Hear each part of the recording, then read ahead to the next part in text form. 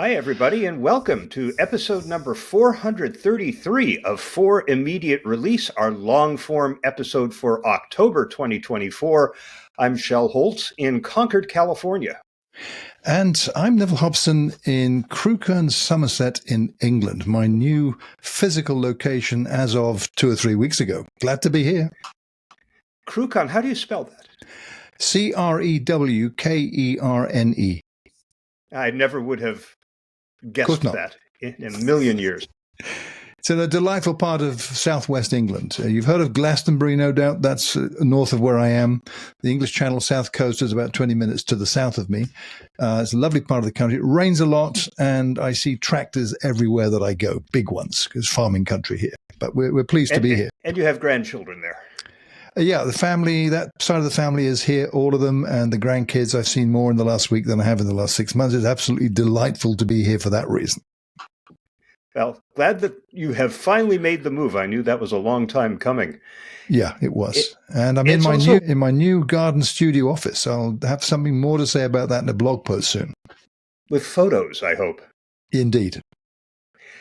And your move is one of the reasons we only had two short midweek episodes between the September long-form episode and this one for October. You have been moving house, as you say in the UK. We just say moving. Yeah. And I have been away. I was at the Public Relations Society of America's big annual ICON conference the week before last. And this past week I was in Houston at a fascinating meeting of the Construction Communicators Roundtable, sort of an informal group of top communicators from about 20 of the nation's builders to get together and talk about common communication issues. And it was wonderful. I had a great time. I learned a lot. I should say I learned more there than I did at the PRSA conference. So it was absolutely worth going, and it's just been a busy month for both of us. But I'm certainly glad to be back at the microphone. Me too. Yeah, me too. When we recorded I'll mention this in a minute when we get to the episode review, the one episode we did in between the beginning of October and today, I had moved, but I didn't have any of my normal day-to-day equipment set up, the computers, the microphones, nothing. So I recorded on a laptop with earbuds, and would you believe the laptop microphone? And when I listened to the recording after it, the audio wasn't that bad. Did you have to do any editing with that? It was a considerable amount of editing. Your audio was, it was fine. It was absolutely usable, but it did sound like it was coming through a third-rate microphone. And I ran it through Descript's Studio Sound feature. This is one of their AI features, and it came out sounding wonderful. This is an amazing tool. I had no idea that it could take a telephone call sounding recording and make it sound like you had been sitting at a $400 microphone. Wonderful feature on Descript. Good to hear. I did think, hoping that it was great quality original recording, but now I know that Dell's laptop microphones are crap, basically. Yeah, I got to tell you, when I listened to yours, I said, it's all right. It's a short midweek episode. It's fine. I had one of those ones where when we signed into Riverside to do the recording, I didn't notice that the microphone had defaulted to the one that's baked into the camera, and the audio wasn't that good. And if I had known that running it through Studio Sound and Descript would have fixed it, I absolutely would have done that. That's good to know that, Shel, I must admit. Good. So these two episodes that we have done since the September monthly, episode 430, 431 was on October the 2nd. We dove into PR Week's The Evolution of Influence report, exploring their dynamic shifts and how PR professionals exert influence in today's fast-changing landscape. It was a good discussion we had with that one. And then jump forward just over 2 weeks to October the 18th and episode 432, the one that you had to do the audio editing with my recording. CEOs and other senior executives are increasingly expected to nurture a presence on social media, especially LinkedIn, which has seen a 35% increase in C-suite professionals in the US over the last 5 years. That's where communicators need to step in, we said, helping leaders find the most comfortable way to engage authentically online. That's a key word there, authentic. So that was a good discussion. I actually did a follow-up blog post myself with some further thoughts on that. But in my mind, the authenticity is kind of paramount word. But it's worth a listen to that episode. It was pretty good, wasn't it? And I know we got some comments somewhere amongst all this, haven't we? We did. Got 2 comments on episode 432, one from Kerry Sullivan, who said to be present in order to attract and retain talent. They also need to write and show up in their own voice. Language is how we recognize one another. Finally, if a leader isn't confident enough to show up online, they're probably not resilient enough to lead through anything more complex than a steady state business. And then we had a comment from Monique Zitnik, who said, many execs and public figures I know get others to do their content and approve it themselves, or only post once a month or so in a team photo. Do you think it matters who actually creates the content, or only that it aligns with the brand and is seen as authentic? So it's an interesting question from Monique. A whole topic we could discuss that, and maybe we will with Monique, right? We might talk about that with Monique. This is a great opportunity to let everyone know that this coming Tuesday, we are going to be speaking with Monique for an FIR interview. If you're not already subscribing to the FIR interviews feed, head over to firpodcastnetwork.com and subscribe. You don't want to miss this one. She is, among other things, the author of a new book called Internal Communications in the Age of Artificial Intelligence. So looking forward to that conversation. We do have one additional comment. This is from an episode that goes back before our September episode, but Sally Getch left a comment on this. And just by way of context, I should say that as part of the topic for that episode, rather than do the ident myself, that's the little 30-second introduction to the episode at the very, very beginning, I wrote it and then had 11 labs produce my cloned voice reading it. It was apropos to the episode. And Sally said, as soon as the intro started, I thought, Shell's voice sounds different. Then something is off. And finally, is that AI? My brain got almost too wrapped up in trying to figure out what was wrong to take in what you were saying. It bothered me in a way that the synthesized voice of Google Maps doesn't. And that, in turn, makes me wonder whether generative audio and video needs to be more real or less real to avoid the uncanny valley. Okay, interesting. Yeah.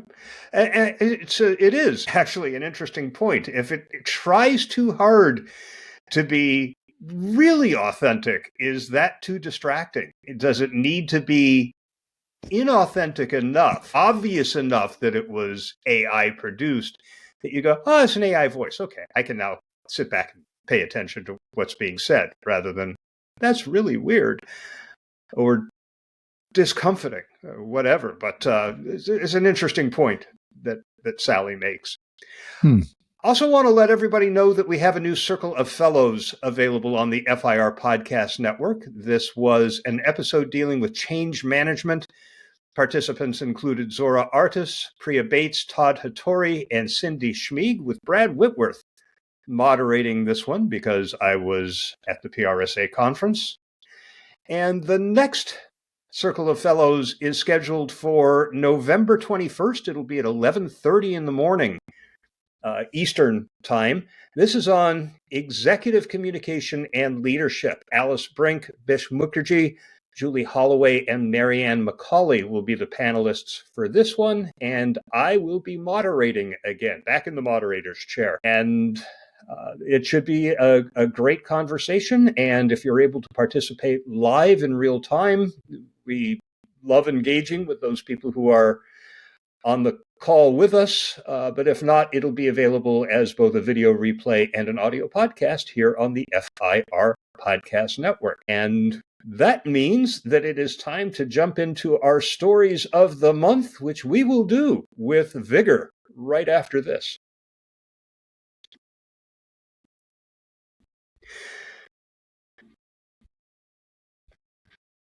When there have been natural disasters or other things that governments have needed to communicate, it became sort of a de facto rule that you would do some of that communication on Twitter. This was the place that breaking news was communicated. And even if they didn't have the audience that, say, a Facebook has, they did have the attention of the media, and this tended to help get the word out. You had people who were looking for breaking news, but you also had journalists there who could turn it around and present it through their channels. So what are we doing today? Imagine that you represent a government trying to communicate critical information after natural disasters.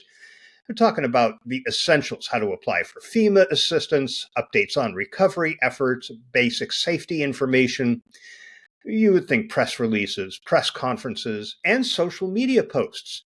In today's landscape, though, those channels aren't necessarily going to be completely effective. Traditional media audiences have grown more and more fragmented and polarized. TV viewers are divided, and people's social media feeds are clogged with a mix of algorithm-filtered content and distractions.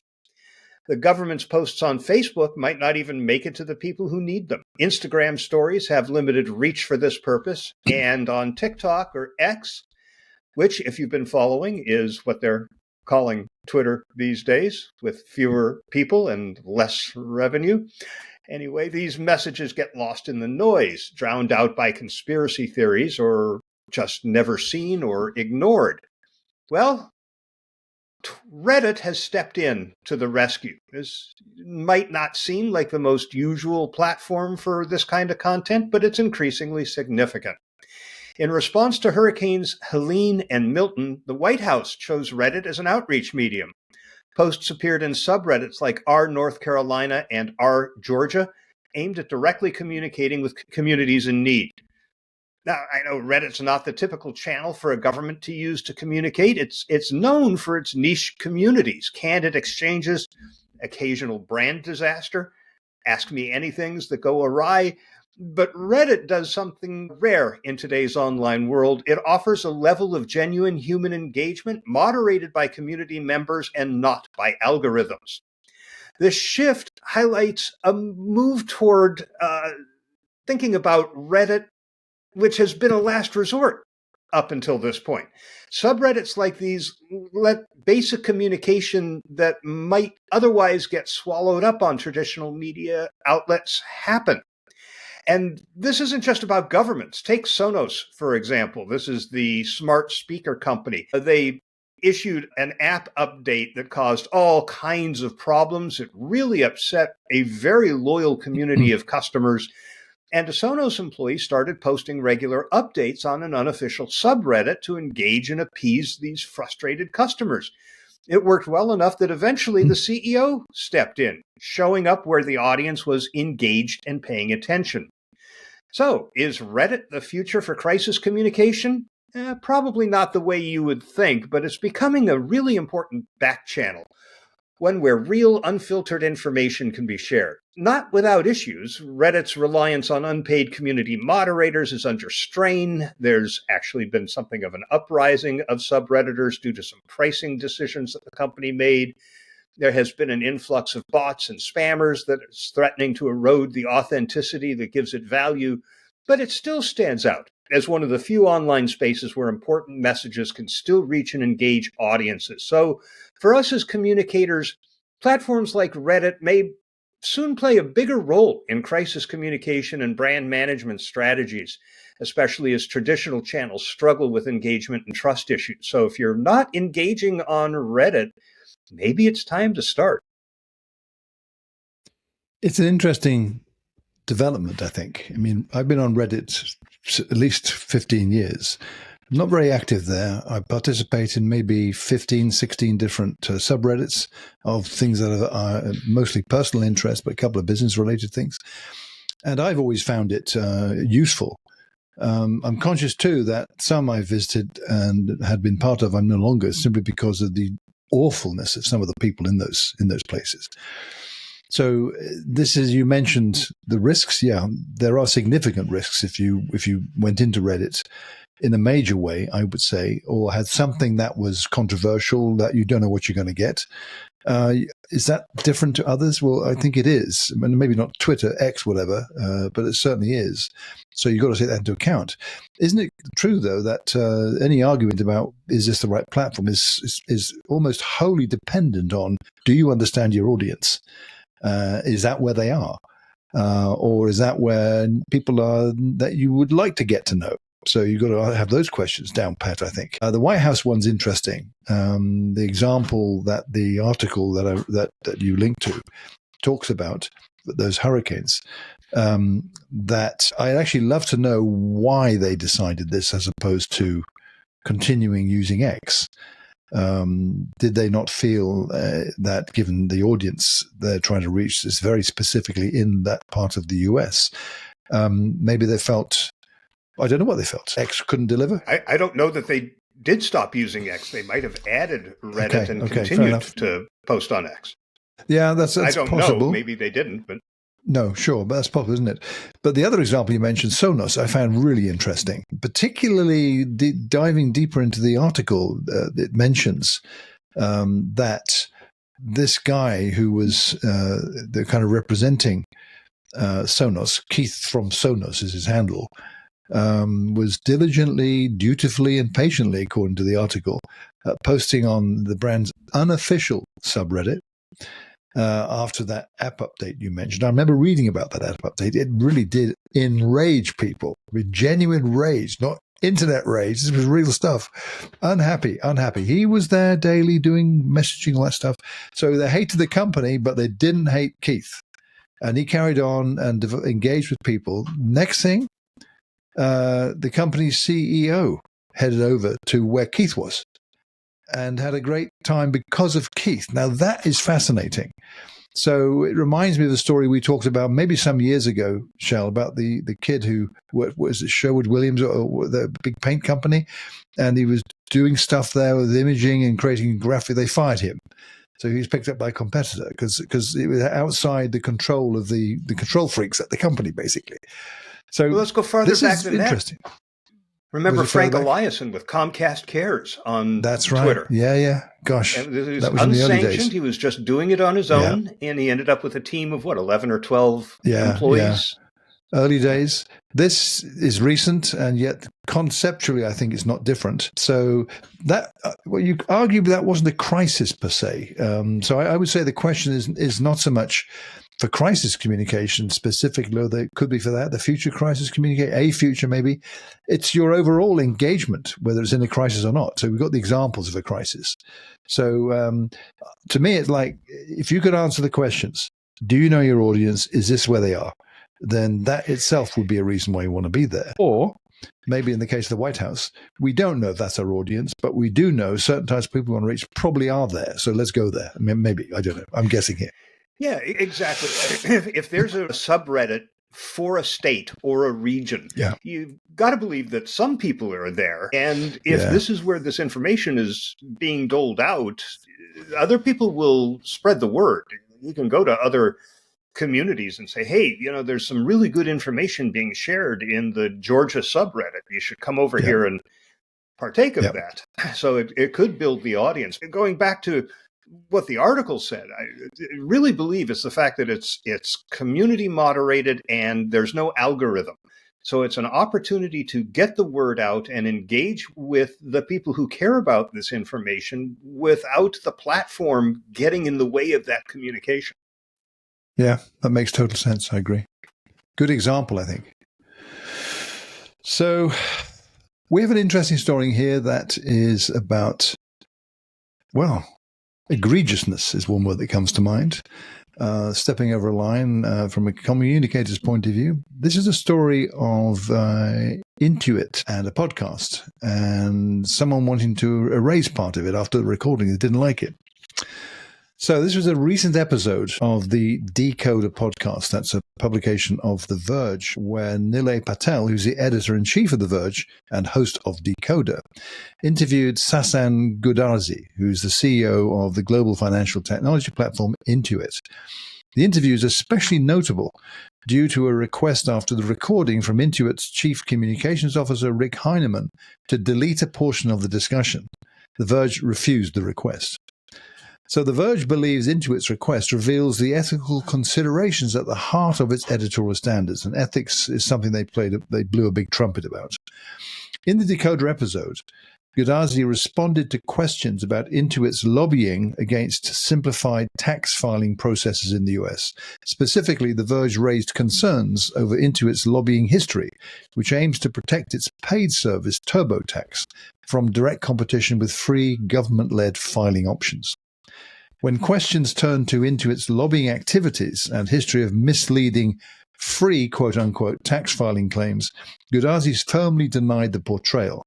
Following the interview, Intuit's CCO, Rick Heinemann, labeled the exchange as inappropriate and demanded that The Verge remove the contentious 5-minute segment, citing raised voices and overlapping dialogue as distracting. The Verge refused, citing its strict editorial independence and commitment to transparency. The publication maintains that interviews should remain unaltered to preserve journalistic integrity, and it saw no basis for the edit beyond potential discomfort over the pointed questioning. The segment ultimately aired uncut, placing the issue of corporate influence on media and editorial ethics front and center. As Nilay Patel explained, The Verge follows a clear, non-negotiable editorial policy focused on journalistic ethics, transparency, and accountability. It says it's long maintained an ethical stance that prohibits interviewees or their representatives from reviewing, approving, or altering published content. By refusing to delete the segment, The Verge says it underscored its commitment to maintaining an unfiltered public record, which it viewed as particularly relevant in this case due to the public interest surrounding tax reform and Intuit's influential lobbying efforts against simplified, free tax filing options. Their decision to release the verbatim transcript was a step towards total transparency, they said, enabling the audience to form their own opinions on the contentious interaction. There are a number of issues with this that we could discuss for a while. For starters, is the intervention of Intuit's CCO in demanding a deletion an egregious step over a red line? What's your take, Shel? Yes, it is an egregious step over a red line. I can't be any more unequivocal than this. He was wrong and The Verge was right in this. You agree to do an interview on a podcast. That's no different than agreeing to do an interview with a reporter from a mainstream newspaper. The only way you get to say you can't use the information that was shared in that interview is if you get the agreement from the journalist at the beginning that this is off the record. And I can't imagine that anybody doing a podcast would get an off the record agreement from the podcaster. I mean, imagine one of our interviewees. Yeah, I'm happy to go on FIR interviews, but it's going to be off the record, okay? Or on background, maybe. No, there is absolutely no justification for this. And anybody who's graduated from journalism school should understand this. I am astounded that somebody who has attained a chief communication officer level in an organization thinks that they could get away with nonsense like this. It's ridiculous. Yeah, that was my thought as well, Shel. I mean, I'm thinking The Verge, like many publications, whether they're so-called new media or traditional media, it doesn't really matter. You have policies you publish about your standards, your terms and conditions of use, all that. And nowadays, it's very common for publications, whether they're mainstream media, social media, even business blogs, for that matter, it's still a publication, go into some detail about their ethical approach and accountability and responsibility, etc. So they have all that. It's public, so it's not like these people didn't have an opportunity to see it. I'm wondering whether they had something as simple as literally a disclaimer form that the interviewee signs. I remember business podcasts I've done for companies that always have those for guests, which make it quite clear what the ground rules are. Different if let's say The Verge had published something that was totally wrong. If something had happened that it was totally wrong, that might have been different, perhaps, but they didn't. And I'm wondering whether, and again, we've only got the words of how it was written about the CCOs kind of demanding they do this, and it was stepping over the line and all that. If he went in with that approach, no wonder they said, well, we can't really say these words on a podcast, family podcast like this, but they dismissed that out of hand. Maybe if he tried to negotiate something, he maybe got somewhere, but I doubt it. He, like you said, surely he should have known better than to do this, for goodness sake. So that makes it disappointing to have someone in a senior role like that making something like this become then the story, which is what this is. But totally wrong. And you shouldn't ever even try to think of doing something like that after the event, unless, like you said, you've got agreement about something beforehand, or it's serious. It really is a mistake, and you can justify your intervention and try your hardest to get it changed. But this was ridiculous. Yeah, a few thoughts. One, I agree. If he had gone to Decoder and said, "Gosh, the CEO's kind of unhappy about that last 5 minutes," and has asked if it's possible, or I'm going to ask on his behalf if it's possible to trim that off. And they're probably going to say no, but you're probably going to get farther and maintain a better relationship if you make it a request rather than a demand. You have no standing, no basis for making a demand. Now, however, that this has become the story, every journalist dealing with the communications department at Intuit is going to go into it knowing that this is a possible outcome. And they're going to treat Intuit differently, and probably not in a good way. So I could you got to wonder what he was thinking. Yeah. I mean, Intuit's a big company. They get coverage. They have clout. So I think this is going to affect the perception of the public based on the way that the media reports on them as a result of this. Yeah. I mean, one thing that struck me thinking it through was the fact that this request stemmed from a disagreement over the portrayal of a lobbying practices, and not from factual inaccuracies. That's the key thing to me. Highlights this kind of conflict between public relations interests and transparency of information that impacts consumers in this particular case. So their desire, Intuit's desire to control damaging dialogue, that's how I'm reading this, points to the influence corporations sometimes seek to wield over media portrayal, which you shouldn't do that. There is another issue here that amazes me, and that is that nobody should have been surprised that this point of discussion came up. I mean, people have been talking about this. John Oliver did a segment on this on Last Week Tonight years ago. People know that Intuit lobbies to maintain the ability to make money from tax preparation software, when most people would like the IRS to provide that software free to make it easy for them to file their taxes. And he should be prepared. The CEO should be prepared to address that question. Is he not media trained, for heaven's sake? Right. I mean, if the CCO is upset about this, what he's probably really upset about is that he hadn't prepared his CEO to answer this question and engage in a conversation about it. Shouldn't have been a surprise. No, that exactly is a point that I was thinking about as you were saying those words. How briefed was he? Maybe they didn't see this as serious, which is why the hell are you doing it in that case? Every interview that you do, particularly if you know you've got a skeleton that ain't in the closet, is right out there that people are going to be asked about, surely they should have told, what if they ask about this topic, Mr. CEO? Here's what you need to, well, you don't tell them what he's going to say. Here's the pros and cons of this. Do you refuse to talk about it? No, you can't do that. Is it one of those situations where you can say, the best person to talk about this is this person here, go there, or deflect it in some way, but you need to be prepared. And like you said, they obviously weren't. Well, if he were media trained, he would have been able to take that question and say, well, let's look at 3 reasons why this is a good thing. First of all, it's a better product than what the IRS is ever going to be able to provide. Second, third, you do the 3s. Yeah. and you bring it around back to your talking points, and then the podcaster moves on, the interviewer moves on, rather than making it contentious. Looking through that script, it seems to me that it was the CEO who started to take that off the rails a bit. Yeah, he wasn't prepared. No, and that's shocking. It really is. Yeah. Well, Neville, I know that you continue to do a fair amount of blogging. I do. I don't. I haven't had the time. My blog sits there. I cross-post the monthly episodes of FIR there, and not much else.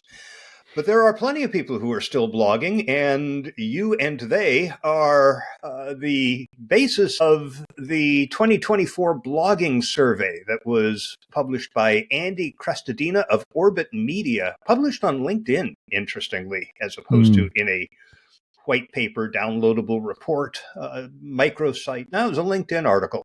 The survey's in its 11th year. It draws on insights from over 12,000 bloggers and offers a comprehensive look at evolving blogging trends, tactics, and results. It's a really rich report for content marketers who are looking to understand what's working in content strategy and where their emerging challenges are. So let's take a look at the key takeaways. I have 8 of these. And Neville, I thought what I would do is go through them one at a time and get your thoughts on each one. The first one deals with the traffic challenge and zero-click platforms. A zero-click platform would be something like Perplexity, where you get the answer thanks to what somebody published on a blog, but you never have to click through to the blog in order to get it because Perplexity has given it to you. This is one of the most critical challenges bloggers are facing. Driving traffic is a key challenge. Only 20% of bloggers are reporting strong results driving traffic, and that's down from 30% just 5 years ago.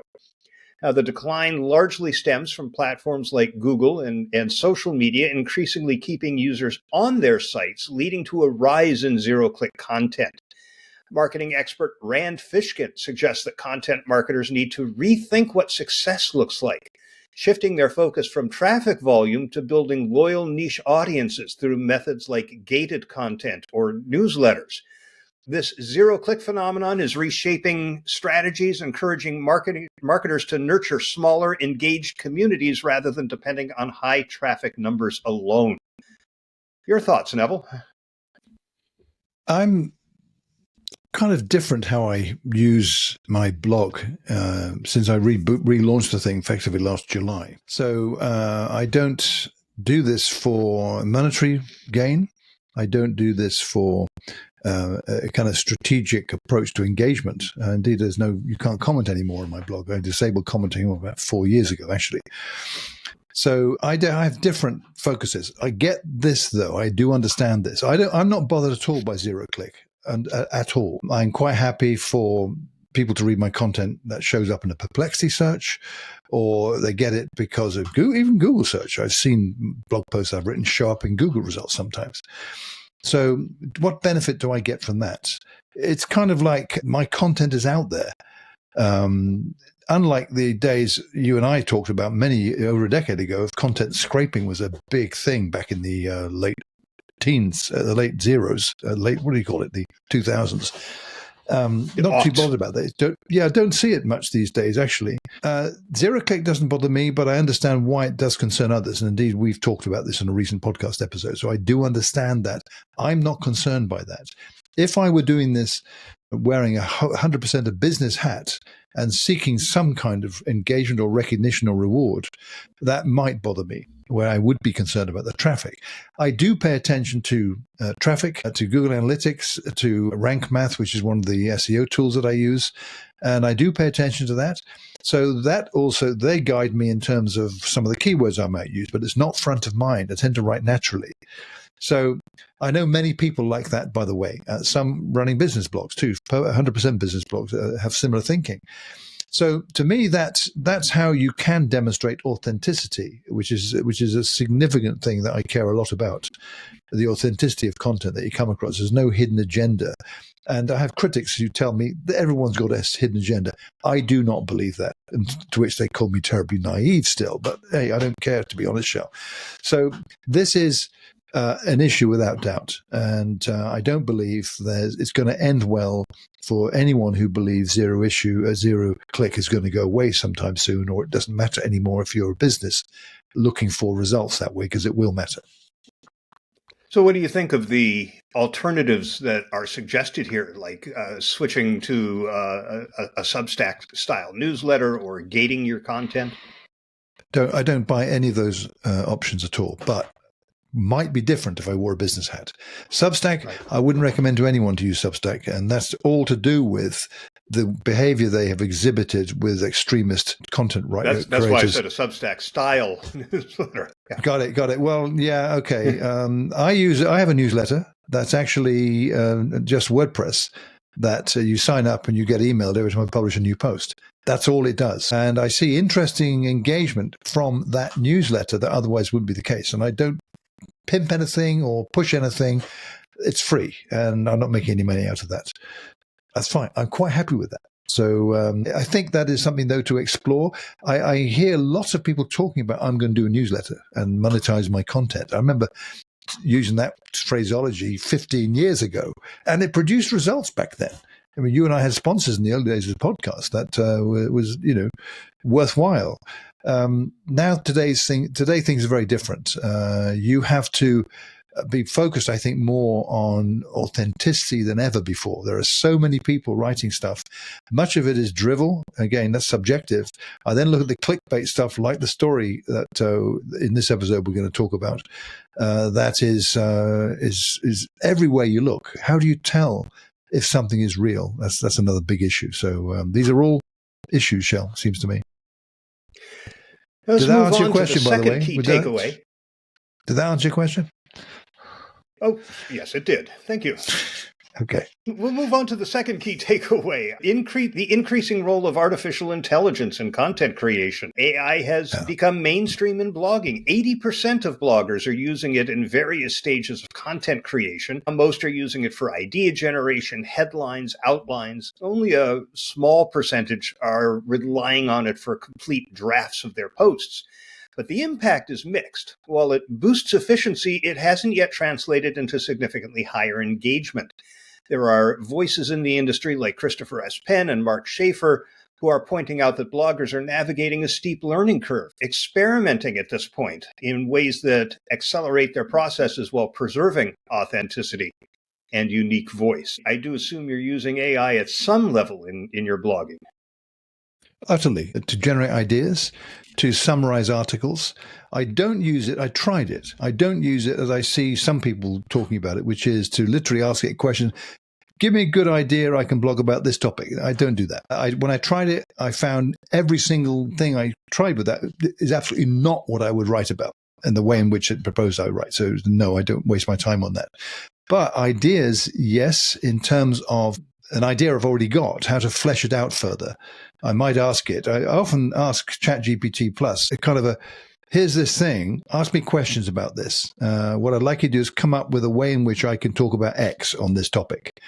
And I found that helpful. In every case, on how I use it, these are idea generators, hence generative AI, not creators of the overall content that I'm going to publish. I have yet to publish an article, except one or two which I've mentioned on my blog as part of my experimentation, wholly generated by the AI, and boom, there it is. Now, that's not what you should be doing. And looking at some of the metrics here, I find quite interesting. The biggest percentage I see in the list given about how bloggers using AI is 54% using AI to generate ideas. And that's 11% since the last time they did the survey. Yeah, that makes sense. 40% to write outlines. I've done that a couple of times, and not as good as saying, for instance, to ChatGPT and even Perplexity sometimes, write a draft of this topic. 400 words or 600 words in a couple of paragraphs, or actually I don't tend to use the word paragraph. I say give word counts. And that often, particularly in the case of ChatGPT, steers me in the direction that I decide I want to go to. Arguably, you could say, if you hadn't done that, you'd have had to go in a different direction, possibly. I would have had to think it all up myself, which is what I used to do. I don't see this any different at all, by the way, as using a colleague to bounce ideas off. Or as the phraseology goes, getting the intern to write a draft. This to me is no different to that. It happens to be a bit of software. I have baked AI into various parts of my article writing or post writing workflow. So it's become a habit that at this stage I'm going to use AI.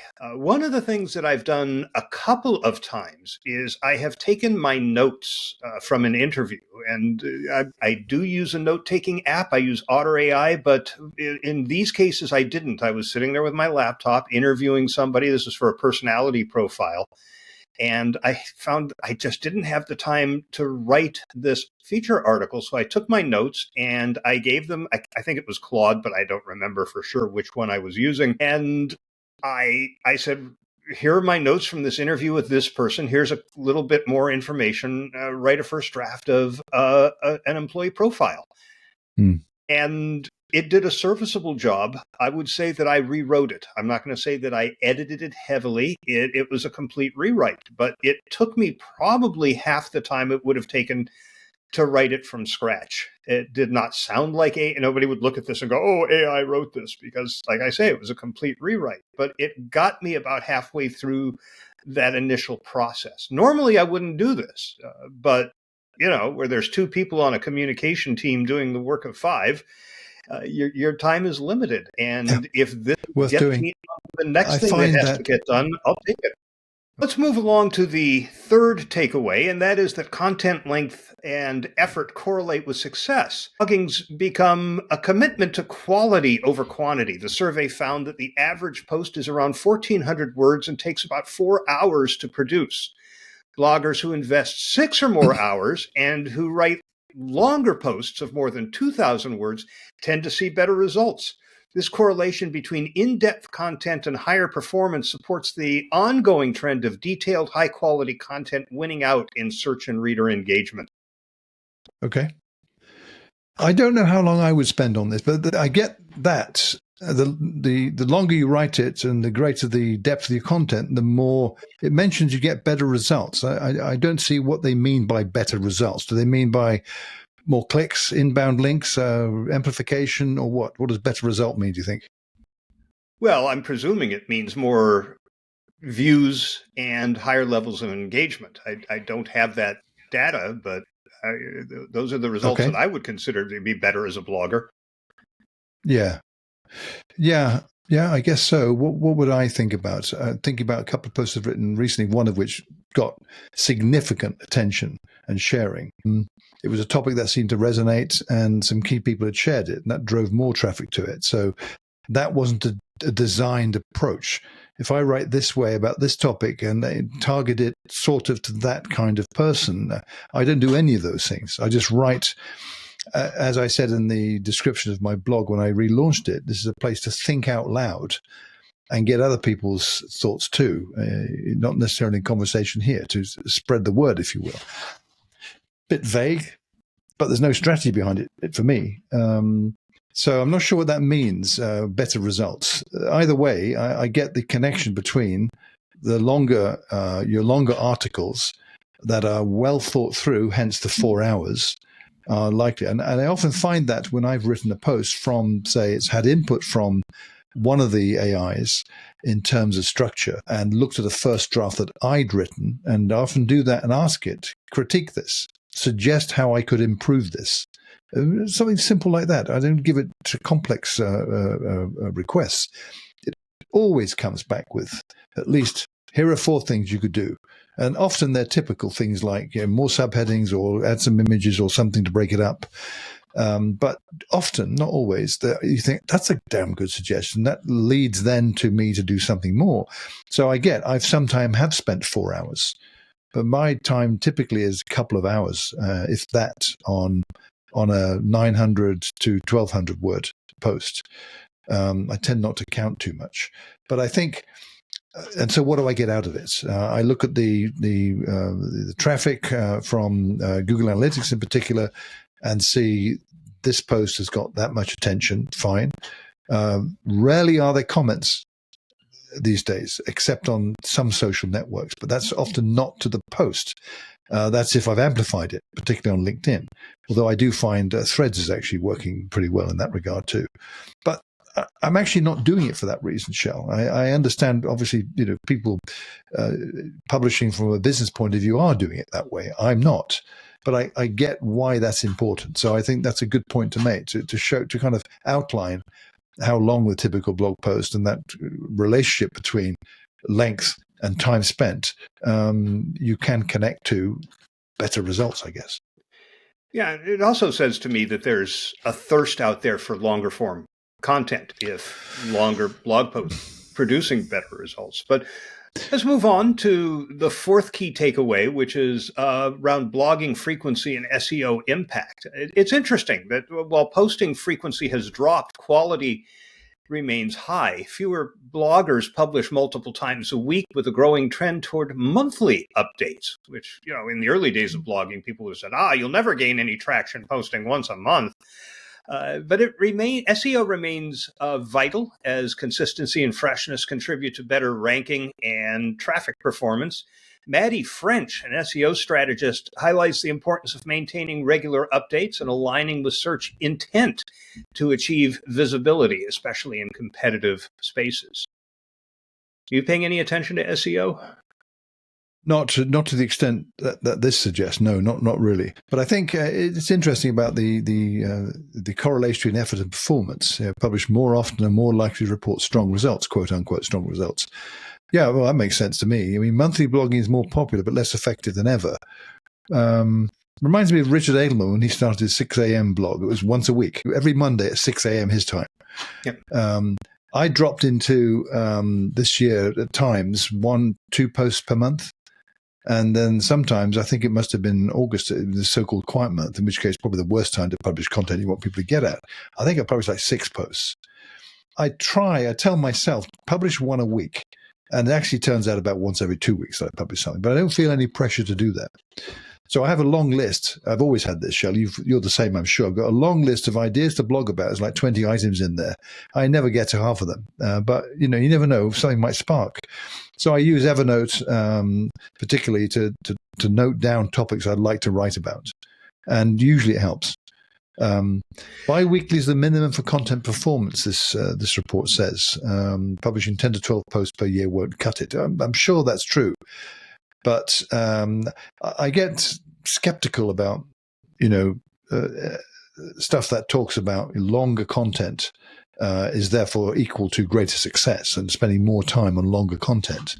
And then you've got this, bi-weekly, not monthly, more often are likely to report better results, stuff like that. Depends what you're measuring, I suppose. Depends what your goal is.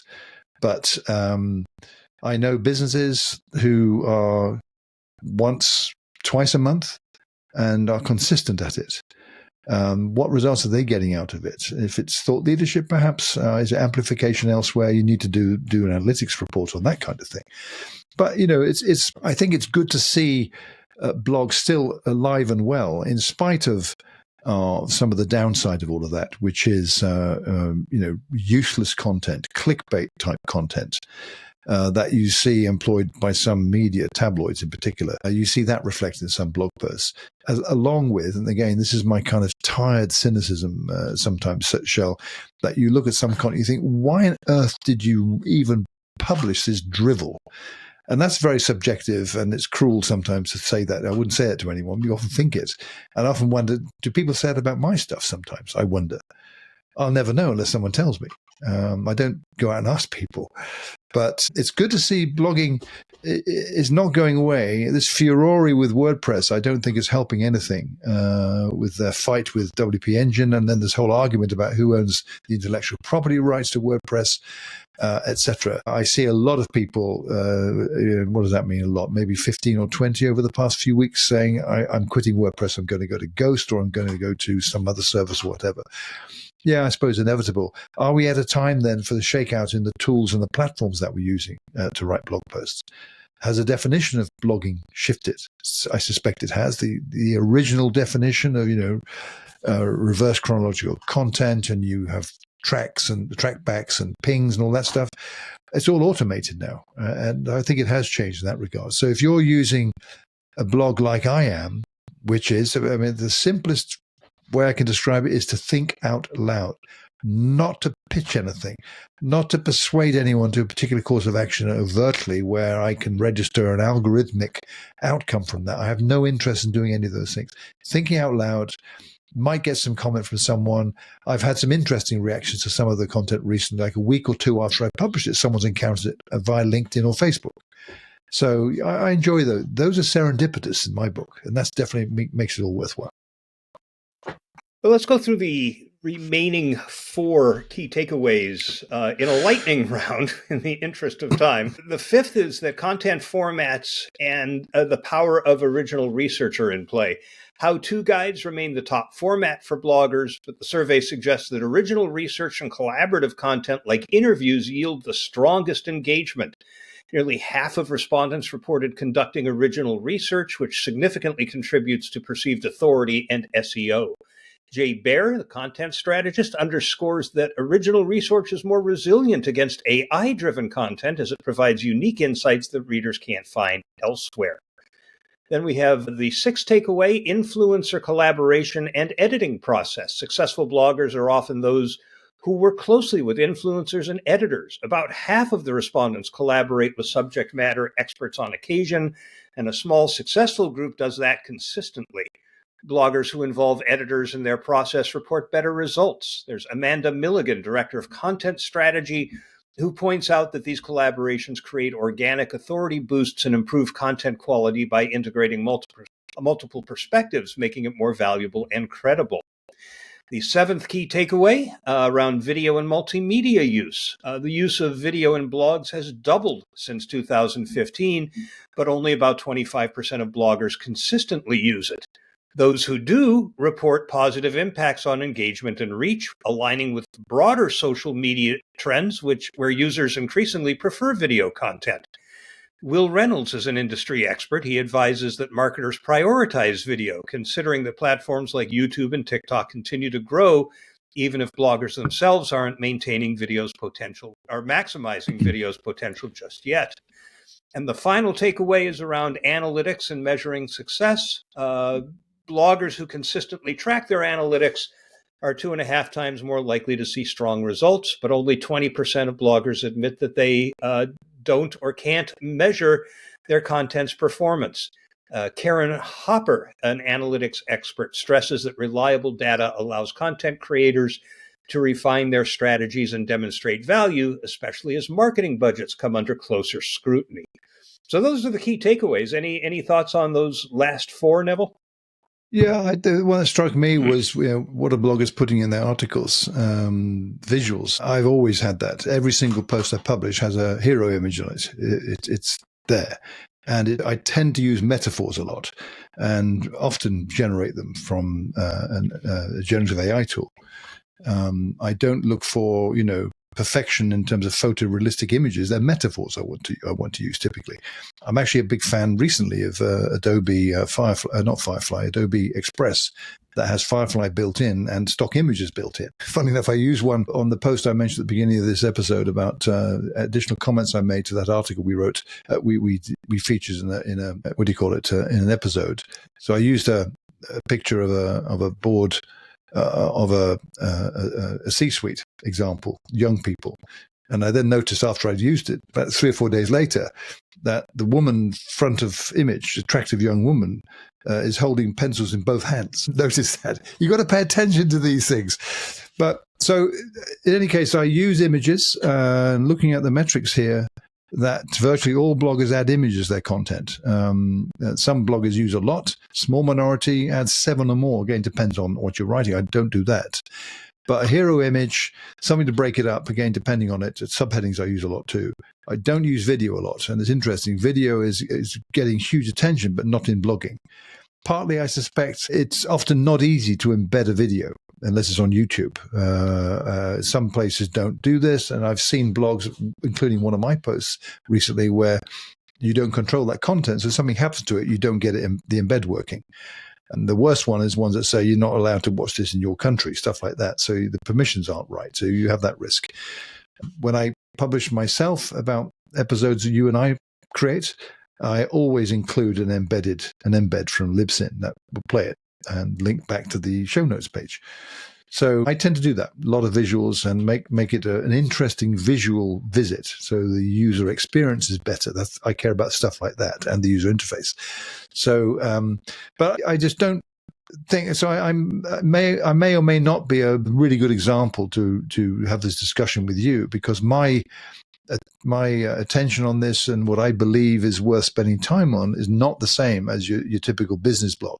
So Jay Baer, for instance, would probably hate talking to me because I wouldn't be able to converse with him about the same things for the same reasons. Everyone's different. And I think, you share your thoughts. Thought leadership is something that I pay attention to, not the phrase so much, but the demonstration of that as others perceive it. So when I get comments to things I write, I pay attention to that when they come in. So that's my take on it. By the way, I just read this week that Midjourney has released an update that allows you to edit the images that it creates. You could have told it to take the pencil out of one of the woman's hands. That's it. That's worth knowing, Shell. I shall try Midjourney again. I've not tried it for a while. Part of it is a journey, the experimentation we are having. What you and I talk about, what others talk about, what others talk about when they listen to what you and I are talking about. It's a bit like the Notebook LM tool that we tried out on experimenting on creating a podcast. A lot of excitement about that. I was terribly excited about it. It's all gone dreadfully quiet since then. I think people realize perhaps the initial excitement. This is not the intent of this tool. This is not a viable solution to create a podcast unless you're creating something that you use in a podcast that you're creating. Now that I could see useful. So, there may be options for that kind of thing. Right. In any case, if you are blogging on behalf of your employer or a client or for business purposes, take a look at this report. Lots and lots of data visualization with charts and graphs here. The results of this could help you produce better results. Yeah, worth paying attention to, I think. Greetings, Shell and Neville, and FIR listeners all around the world. It's Dan York coming at you from Shelburne, Vermont. Actually, not in my home office. I'm in Le Marche, and I have a special guest right here. Charlie Burney. I'm so excited to be here. Charlie has been a devoted member of our FIR chat that we've had on Thursday afternoons that anybody can join, but it's just a weekly Zoom chat that Shell maintains, and some of us get there together for about a half an hour and talk about social media and everything else. So what are you doing up here in Vermont? Well, first of all, this is for you, Jeff Davis. You can join too. I'm visiting, thank you, Dan. I'm visiting my daughter, Isabel, who teaches at the University of Vermont and coaches debate. So Charlie's, when he was coming up here, he dropped me a note, and so we've had a nice coffee and conversation, hanging out here at this little cafe, and figured I'd go and do this. So one thing I was going to talk about today was that Bluesky just announced that they had do you use Bluesky? No. Okay. No. Where do you spend your time actually on social media these days? A lot of time on LinkedIn, to be honest with you. I've experimented when my wife was under the weather a year ago. I experimented with TikTok, and I have 500 followers. They're mostly bots on TikTok to talk about podcasting and some of the stuff I did in my book, and a little bit on Instagram as well. That's more TikTok followers than I have. I've also played around with it a little bit, but haven't done a whole lot there. That kind of stuff. I'm not sure it's worth the time, but I'm there. So, and Instagram, I tend to keep an Instagram presence on behalf of Podville Media as much as anything else. My daughters one is really into TikTok and one is really into Instagram Reels, so that's kind of where they absorb a lot of life. But with the move away from Twitter and X, so many people have gone to LinkedIn. Right, has been a big beneficiary. Right. But also Mastodon is where I spend my time, but Threads, Bluesky, all this. So Bluesky has just been taking a little bit of getting some attention and flack because they accepted a round of investment that had $13 million, which the big player in it was a company called Blockchain Capital, which is a blockchain cryptocurrency kind of company. And now, I mean, if you go back, Jack Dorsey was behind the creation of Bluesky and other stuff, and he's big into that whole world. So this should not be a surprise on one level. But Bluesky talked a good bit about how they've grown, they've opened it up, they now have 13 million people. They've got federation, they've got some people doing separate servers using the AT protocol, as they call it. They've got custom feeds, they're going to be building more stuff that they're doing. So they're talking all about what they're trying to do here. And so that's their big news. They've got a lot of things happening, a lot of stuff going on. That has not been universally well received because many people have been saying, hey, here we are. This is the enshittification, is coming at some point because here we go with that.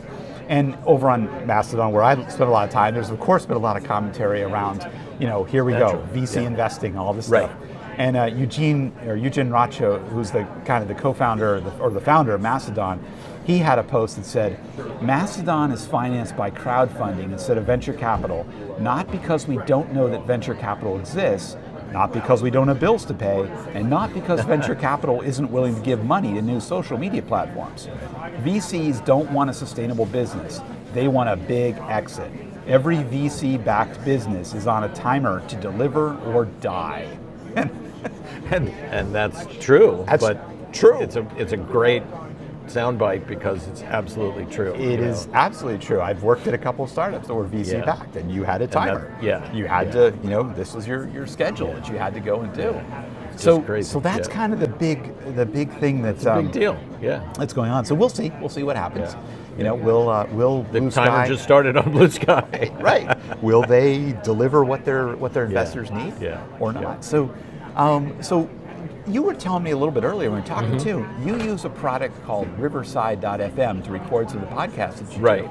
And you were telling me about some of the cool new stuff. So maybe what is Riverside.fm? Well, Riverside, so of course with the pandemic and quarantine, we had to use much more Zoom, much more remote podcasting than we ever did before. We were doing it before, sending out kits, sending out Comrex lines. But then everybody got very used to Zoom. We built studios. Most people, and it's talked about on this show, got better microphones, better headsets for their Zoom calls at home. Riverside is a step above Zoom. And when I was at Podcast Movement a couple months ago, the crew at Riverside told us they were coming out with a whole bunch of AI developments, better tools inside the unit. So we did 2 hours, just the staff at Podville Media last week, running through all the advancements that this new update in Riverside has. I couldn't possibly list them all here. The AI searchability, the transcription, you can do word search, you can create social media assets, you can fine tune those, do them by topic. It's absolutely overwhelming. We are thrilled by these new tools, which most people aren't using, but we're using now as of today. So it's a real advancement. Yeah, what's an example of one of the tools that used to take you hours, but now you can do in minutes? Well, let's say you and I do this, and I'm going to go back and try and make a 60-second clip based on Bluesky. I'll take this audio and video back to Riverside and say, create a 60-second clip on the word Bluesky. I don't have to do any of the work. All I have to do is the post-editing, which you might have had to do after one or two people found that clip, sourced the clip. It might give you 5 different versions of that you can choose from, and then do that sort of super editing process. So you don't have to search, find the time. You don't have to mark down the time when you were having that conversation like we used to. At 3 minutes and 20 seconds I was talking with Dan about Bluesky. None of that. It's all taken care of. So you just go and say, make me 60-second clips on Blue or Bluesky, and goes, wow. Well, that's pretty cool. Including subtitles. I mean, all the bells and whistles that we do manually can be created. You still can't take the person out at the end of the editing process. Right. Because as you guys have talked about, as we've talked about, there are errors. You can't just post that. Right. Because then the blame's on you. But it does take out the first edit, maybe the second and third. Wow. Then you're in there going, okay, does it sound better if I cut it here or there? but that first draft is taken care of for you on the podcast, on the social media assets. That's just one of the features. It's really robust. That's cool. Riverside.fm. Well, I got to wrap it there for the show, but it's great to see you, Charlie. It's great to meet after knowing you virtually for so long, and it's a face-to-face. Look for our selfie. There you go. Well, thanks, Shell and Neville, for this opportunity to talk and say a little bit more. People, you can find more about that at riverside.fm. And Charlie, where can people find you on social media? Well, as a result of listening to For Immediate Release for many years, I started podcasting and now run a media production company called Podville Media. So podvillemedia.com, and please look me up, or I'm just Charlie at Podville Media. All right. Yeah. Thanks, everybody. Thanks, Dan. Thank you. Back to you, Shell Neville. Bye for now. Just a little PS. I was recording that with Charlie in the cafe using a new device I got called the Hollyland Lark M2 wireless lav mics. They're two little round circular microphones that you can just put on the shirt with a magnetic thing. They go to a connector, in this case, that was going into my iPhone. There's also a USB-C and also a connector that can go into a camera or an audio device. But I was quite pleased. We didn't even use the noise cancellation feature that is also there. So again, it's a Hollyland Lark M2 if you want to play with something new. Very inexpensive, very nice. Well, thank you so much, Dan. I cannot tell you how it warms my heart to hear you talking with Charlie Burney. I saw the photo that you shared as well of the two of you together.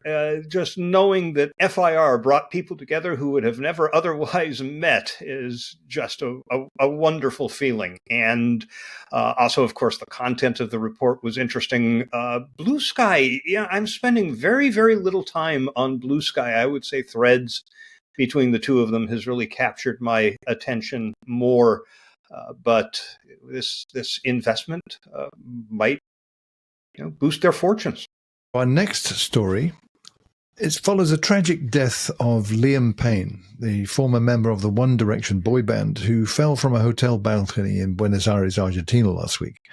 A local news platform in the West Midlands in the UK, owned by Reach plc, posted over 80 articles within 72 hours, each aiming to garner online engagement. This was nothing less than a strategy of milking Liam Payne's death for clicks, says Dan Slee, an award-winning communicator with decades of experience in public sector communication and the media.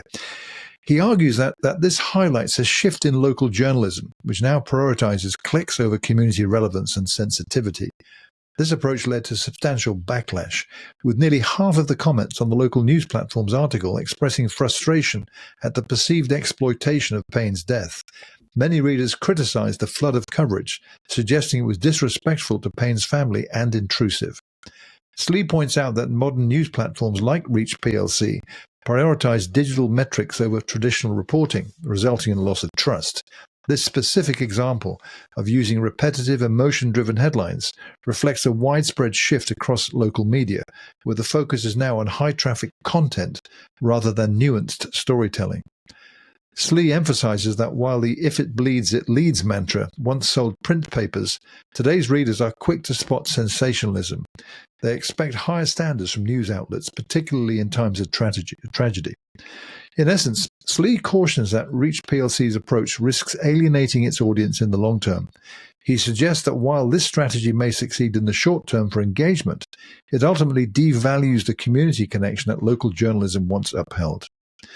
Building on Dan Slee's critique, author and crisis PR consultant Mark Bukowski adds a powerful layer about the consequences of this media machine on celebrities themselves in an opinion piece in The Guardian. While Slee critiques Reach's tactics as commercially unsustainable, Bukowski suggests that such practices are ethically fraught, diminishing the humanity of public figures like Payne. Together, these perspectives offer a comprehensive view. While outlets like Reach exploit celebrity news to maximize engagement, they contribute to a dehumanizing culture that disregards the well-being of those at its center.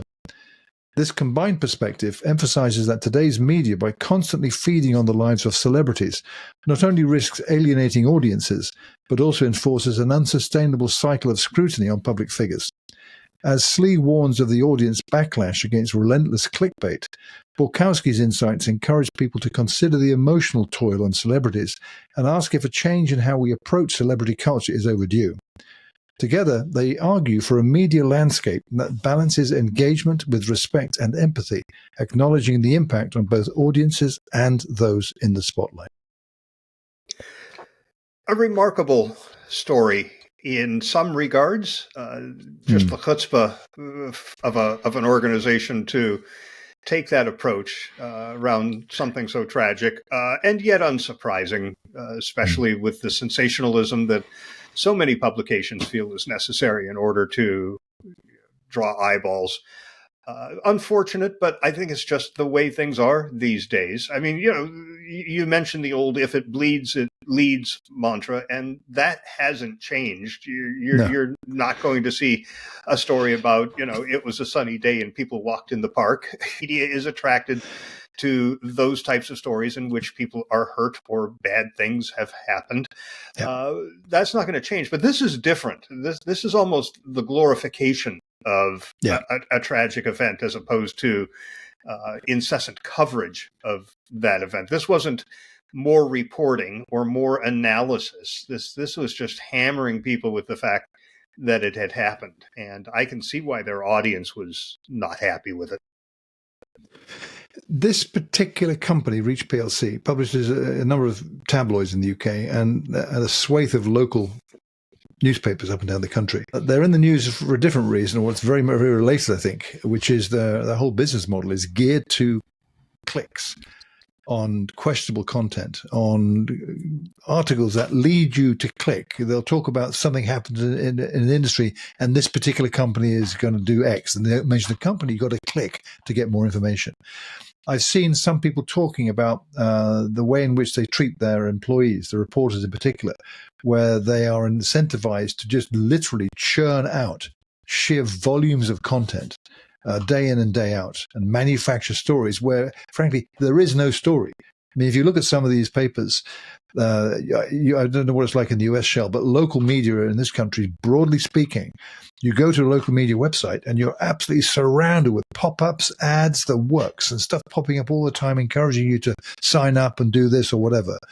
And the illustrations within an article are typically third-party other articles from the likes of Taboola and those kinds of companies that sell this kind of content.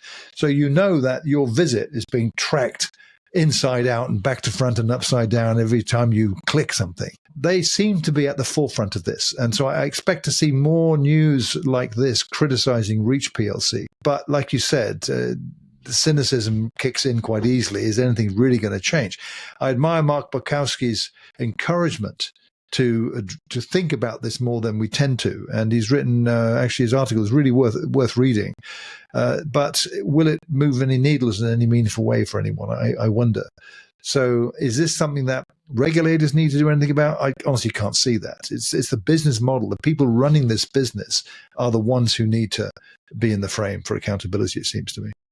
Yeah, I mean, this won't come as a surprise to anybody, but I did hear a journalist, I think it was at the PRSA conference, recalling the days where they could spend all day working on a story, working their sources, getting more quotes, getting more information, putting polish to the finished product. Now they're expected to turn out 5-6 stories a day just to keep that flow of clickbait coming.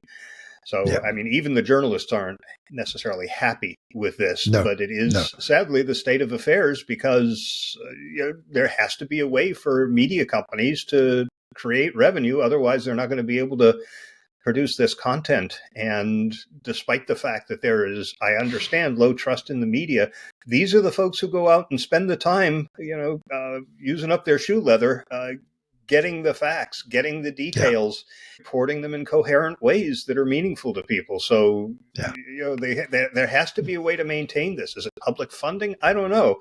But there has to be a model for maintaining professional journalism.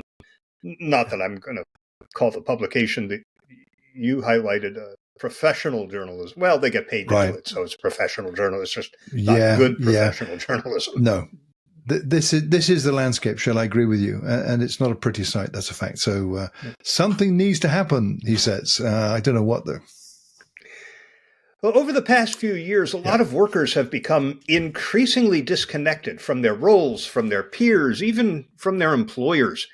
We've seen this in trends like quiet quitting and the Great Resignation, both of which were topics here on FIR. For some, this fractured relationship is partly a reaction to the uncertainty and isolation that was brought on by the COVID pandemic, which fundamentally altered the way we work. In response, there are a lot of leaders who are asking employees to RTO, that is, return to the office, believing that being physically together will foster better connections, drive collaboration, and boost engagement. And I have heard this from a number of people throughout the business world that, with people working remotely and hybrid, there's less of that serendipitous encountering of somebody in the hallway where the conversation leads to a brainstorm or the solving of a problem. We need to get people back in the office.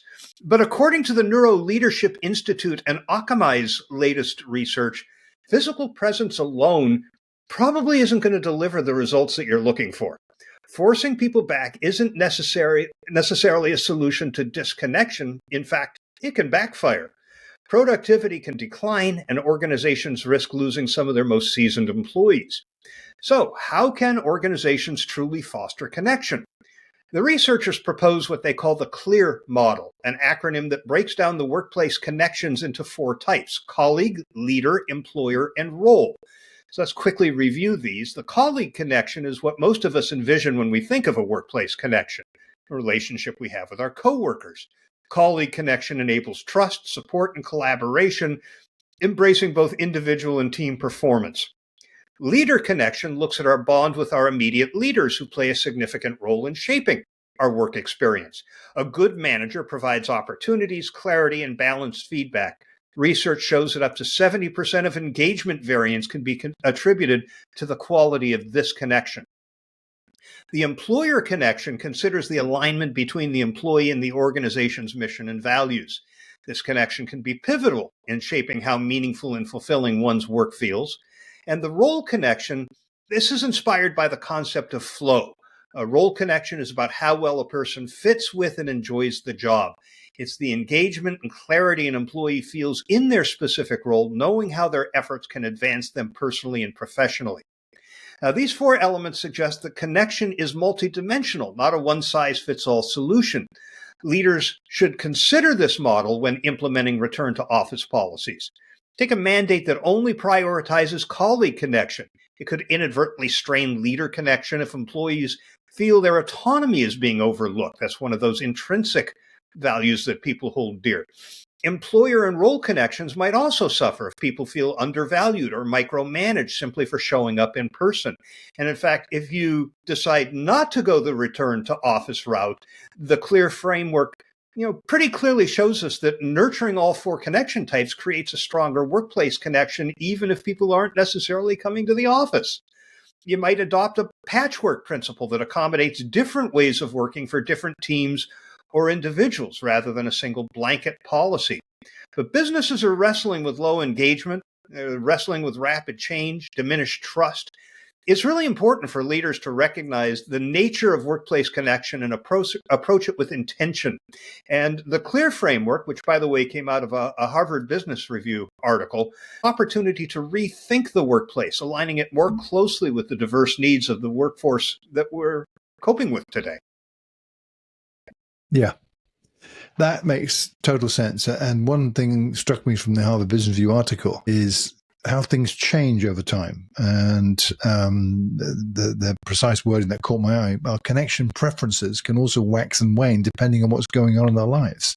Change, big life events, someone got married perhaps, takes up a hobby, that materially alters their desire for partnership at work. And I'm also thinking that this whole thing about working from home in particular arose during the pandemic, and the strong efforts made by companies everywhere to, provide an appeal for employees to do that, to finance offices at home, buy equipment. And that's now 4.5, nearly 5 years ago since that happened. Suddenly, reverse gears. Yeah, you got to come back to the office now.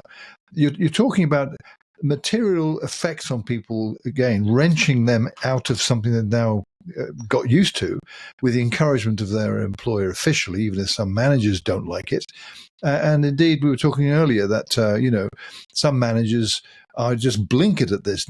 Totally, you've got to come to the office. I don't believe any of this stuff at all about the benefits of work at home. Nothing works except you physically being in the office. That doesn't augur well for employer-employee relations, particularly if that's a senior person talking like that. I get the clear analogy, but the article does go on about the consequences if employers insist on return to the office, a blanket return to the office. We've talked about this before. We've written about it too, and I've seen lots of articles that tend to pop up when some companies are in the news because they're insisting everyone goes back to the office. I'm not seeing a kind of a wholesale action like that anymore, if I'm judging it by what's not being reported anymore in the mainstream media, let's say. So it's not something I've paid huge attention to recently to get a sense of how serious is this return to the office thing as a mass return. I don't see that happening.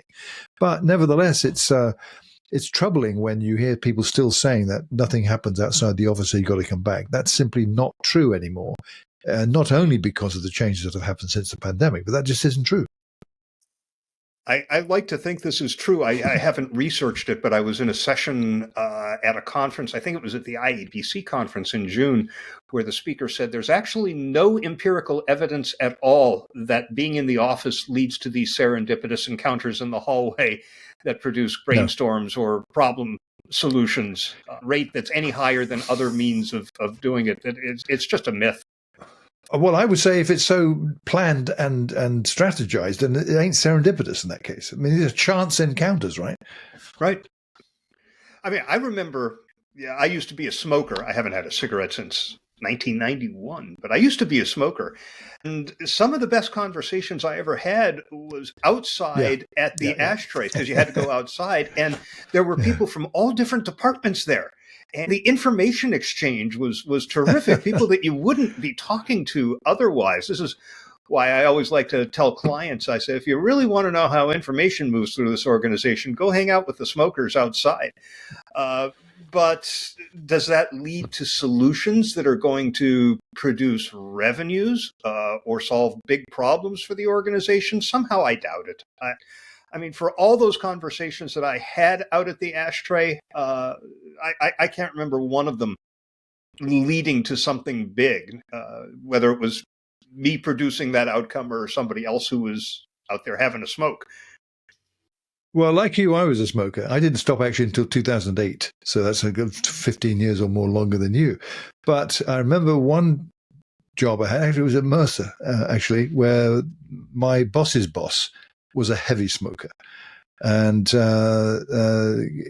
catching up with him in the smoking group was always very beneficial. It was very relaxed, and it was nice to have a chat with him. You the other thing is it may have been the only place you could go catch up with him, right? You couldn't get in to see this person otherwise. Those were the serendipitous moments I remember, I must admit. Anyways, that's it. This debate is not going to go away anytime soon, this whole thing about coming back to the office or not. So we look forward to talking about it again in an upcoming episode, I'm sure. So our final story in this month's episode is another report that we're going to take a look at. But this is not like the blogging report. This is about AI. And unlike the way you conducted that one, Shell, I'm not going to talk so much about the content of this report. We have a link to it in the show notes. It's a big read with a huge amount to unpack, much of which is going to be complex to many communicators. And indeed, that takes away the focus of what we want to focus on in this, which is something that's utterly relevant to communicators who are seeking to understand AI's business landscape. So the State of the AI report is what it's called, published in mid-October, just a week or so ago, shows an industry at a turning point, with AI expanding into new domains and redefining sectors while grappling with significant challenges around regulation, sustainability, and safety. So, as I mentioned, it's a big read. But this breakdown is geared, I hope, to helping us communicators understand what's actually important about this and what takeaways we can get from this report without actually reading it. So we're here to help you with that. But I encourage you to read at least the executive summary and then dive into some of these segments because it is worth the takeaway. So the first of these 5 key insights is that AI is increasingly relevant across industries that were not traditionally tech heavy. It's moved out of the tech landscape entirely. So communicators should prepare to bridge these interdisciplinary opportunities, crafting narratives that resonate with diverse fields from healthcare to engineering. The second, the emergence of content creation startups suggests a new array of tools for business communicators, particularly in video and audio. However, as model and hardware costs remain high, it will be crucial for communicators to advise on the cost-benefit equation and to gauge the sustainability of AI-driven solutions. Third, with regional regulations growing, it's essential for communicators to articulate compliance measures and to guide stakeholders in navigating the complex regulatory landscape. Communicators have a role in demystifying these laws and explaining their business impacts, especially in Europe and the US. One tip I'd add to that is something I did. If you take, for instance, the EU's AI law, I've forgotten the formal title of it, it's a massive document, and ask ChatGPT Plus to summarize it all and highlighting certain things, it will do that, and it will give you something digestible that you could take away from or start to develop further and ask more questions to fine-tune this. It will even do things like, tell me what this means from a professional communicator perspective once you've defined what that kind of audience or persona actually is. Very handy. The fourth one is trust building around AI will be essential. As companies emphasize deployment speed, communicators can support transparency efforts by addressing safety and ethical considerations.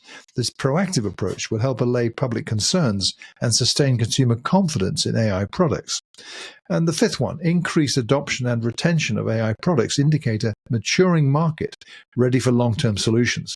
Communicators have an opportunity to spotlight customer success stories and articulate the distinct advantages of new AI-driven products. So to summarize, overall, communicators should be prepared to guide stakeholders through AI's growing complexities, crafting messaging that clarifies both its transformative potential and the responsibilities it entails. What do you reckon, Shell? Isn't it interesting that so many people are worried about job loss as a result of AI being able to do the work that they do? And indeed, there have been copywriters who have been laid off from advertising agencies because AI has taken that on. But if you look at this report and some others like it, for communicators who are strategic and who are paying attention, AI is job security. There is so much that communicators can do to help organizations adopt and maximize the potential of and use AI ethically that this should keep us very, very busy on top of our regular duties. I think it's the first technology I have seen, and as you know, I've been paying attention to the technologies that impact communication since desktop publishing, CompuServe. Please charge battery. Please charge battery. Please charge battery. Excuse me. I need to make it. If we're just staying current with all of this and developing a solid understanding, not just of how it can be used to write and create graphics, but the impact on the organization and how it can impact the organization, both from the outside and the inside, and encouraging employees to use it effectively. And the list goes on and on. There's just a ton of work for us to do, and we can demonstrate to the organization that we're the ones to be doing it. Well, these 5 points are just these. There's lots more you could dive into in this report. I just plucked out what I felt would have been some obvious ones to communicate. So all of these are kind of aligned with what you've just been saying. So yes, there is opportunity, and it doesn't really require anyone to tell you what to do. If you're a communicator, you've got a golden opportunity here to grasp this and take it to that next level that will benefit your organization, impress your boss, and your job will be secure. This is as secure as any job can be, but it's opportunity knocks. Yeah, and it's important for communicators to read reports like this and Ethan Mollick's book and follow him online and follow Chris Penn and listen to some of the better AI focused podcasts. I was just at this meeting of construction communicators I was at. Two of them had gone to Macon, the marketing AI conference, which is just getting rave reviews. People love this thing. And the guy who runs that organization and one of his senior leaders do a weekly AI podcast. And I think it's just the two of them talking, but it's excellent what they cover. So there are resources out there that make this easier to stay up to speed than there were with previous technologies. So you really need to jump into those. And that'll wrap up this episode of For Immediate Release. You, dear listener, have not heard the technical problems that we've had because I will have edited all of those out, but this has been a very challenging episode. Next episode, we'll be doing the midweek shorter episodes now that we're both back in the office, although I will be gone for 1 week. I am speaking at an internal comms conference in Toronto the week after next, but we'll get several of our midweek episodes up. But our next long-form monthly episode will drop on Monday, November 25th, so we're recording that on the 23rd. In the meantime, we hope that you will comment on anything you have heard here or on any of our midweek episodes. There are a number of ways to do that. The way that most people are doing that these days is by leaving a comment, the LinkedIn announcement of the post, but we also announce those on Bluesky, on Threads, on Facebook, Mastodon. So whichever one of these you follow, leave a comment. We'll find it and we'll share it. But you can also send an email to fircomments@gmail.com. You can attach an audio file or record one on the FIR Podcast Network website. Just click the record voicemail at the right-hand side of the page, and we will play your audio. Man, we haven't done that in ages. Nobody's sent us any audio. Send us audio.